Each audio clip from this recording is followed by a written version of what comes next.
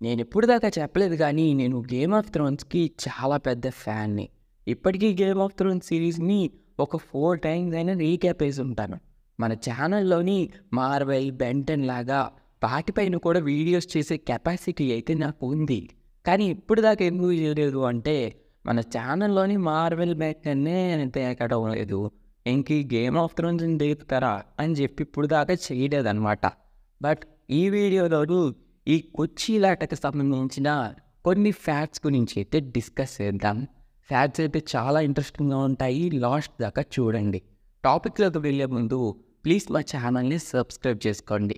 Number 1, 'game of Thrones' సీరీస్‌కి వచ్చిన పాపులారిటీని చూసి season 6 తర్వాత వాళ్ళు తీద్దాం అనుకున్న సీజన్ 7ని, సీజన్ 8ని కూడా 3 మూవీస్‌గా తీసేద్దామని అనుకున్నారు. దానికి సంబంధించిన కొన్ని ప్లాన్స్ కూడా చేశారు. బట్ వాళ్ళకి డౌట్ వచ్చింది.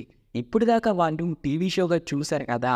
మూవీగా చూడటానికి ఇష్టపడతారో లేదో, థియేటర్స్‌కి వస్తారో రారో అనే డౌట్ మీద మళ్ళీ టీవీ షోగాని తీశారు.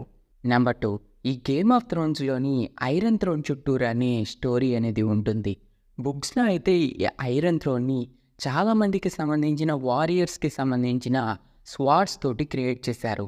దీన్ని స్వార్డ్స్‌తో క్రియేట్ చేయడం వల్ల దాని మీద కూర్చుందామని ట్రై చేసి చాలామంది చనిపోయారు. బుక్స్‌లోనే కాదు, ఈ సిరీస్‌కి సంబంధించిన టీమ్ కూడా ఈ థ్రోన్ని చాలా స్వార్డ్స్ తోటి క్రియేట్ చేసింది. కాబట్టి క్యాస్ట్ మెంబర్స్ ఎవరైనా ఆ చైర్ మీద తేడాగా కూర్చుంటే వాళ్ళకి సోలదండనం జరిగేదంట. నెంబర్ 3, 'గేమ్ ఆఫ్ థ్రోన్స్‌లోని చాలా సైలెంట్‌గా ఉంటూ ఎవ్రీ క్యారెక్టర్‌కి కూడా వైట్ వాకర్స్ ఉచ్చపోయిస్తారు. సిరీస్‌లో అయితే వీళ్ళు ఒక్క మాట కూడా మాట్లాడలేదు, కానీ బుక్స్‌లో అయితే వీళ్ళు మాట్లాడేవారు. వీరికి సెపరేట్‌గా ఒక లాంగ్వేజ్ కూడా ఉండేదంట. వీరు మాట్లాడుతున్నప్పుడు 2 మంచు ముక్కలు విరిగిన శబ్దం అయితే వస్తుంది. నంబర్ 4, సిరీస్‌లోని జాన్ స్నో ఇంకా ఆర్యా స్టార్క్‌కి సంబంధించిన బ్రదర్ సిస్టర్ బాండింగ్ అయితే చాలా బావుంటుంది. కానీ ఫస్ట్‌లో అయితే వీళ్ళిద్దరూ కూడా సెక్సువల్ రిలేషన్‌షిప్‌లో ఉన్నట్టు చూపిద్దామని అనుకున్నారంట. నంబర్ 5, జియోటీ కోసం చాలా న్యూ ఇంకా యంగ్ క్యాస్ట్‌ని తీసుకున్నారు. వారికి మంచి రోల్స్ పడటం, పర్ఫార్మెన్స్‌తో కూడా ప్యాక్ ఆడడం వల్ల జియోటీ నుంచి చాలామంది మెంబర్స్‌ని మార్వెల్ వాళ్ళు తీసుకున్నారు. ఎంతమంది తీసుకున్నారు, వారు చేసిన రోల్స్ గురించి చెప్పుకుంటూ పోతే ఒక వీడియోనే చాలదు. సో, ఇక్కడ చూపిస్తున్నాను చూడండి. Number 6, 'game of Thrones' season 7 తర్వాత దాని పాపులారిటీ చూసి సీజన్ 8 తర్వాత వైట్ వాకర్స్ పైన ఒక సెపరేట్ సిరీస్‌ని ప్లాన్ చేద్దామని అనుకున్నారు. వైట్ వాకర్స్ గురించి కంప్లీట్ స్టోరీని చూపిద్దామని అనుకున్నారు. కానీ సీజన్ 8 అనేది ఫ్యాన్స్‌కి అస్సలు నచ్చలేదు. వరస్ట్ రివ్యూస్ వచ్చాయి. దానివల్ల ఈ టీవీ షోనైతే క్యాన్సిల్ చేసి పడేశారు. Number 7, 'Game of Thrones' season 8కి ఆ టైంలోని ఎండ్ గేమ్ లెవెల్ హైప్ ఉండేది. మీకు 'సింప్సన్' టీవీ షో గురించి తెలిసే ఉంటుంది.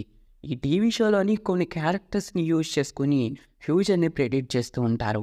అలా వాళ్ళు ఒక ఎపిసోడ్‌లోని 'గేమ్ ఆఫ్ థ్రోన్స్‌కి' సంబంధించిన సీజన్ 8 ఎండింగ్‌ని వాళ్ళు చాలా పర్ఫెక్ట్‌గా ప్రెడిక్ట్ చేశారు.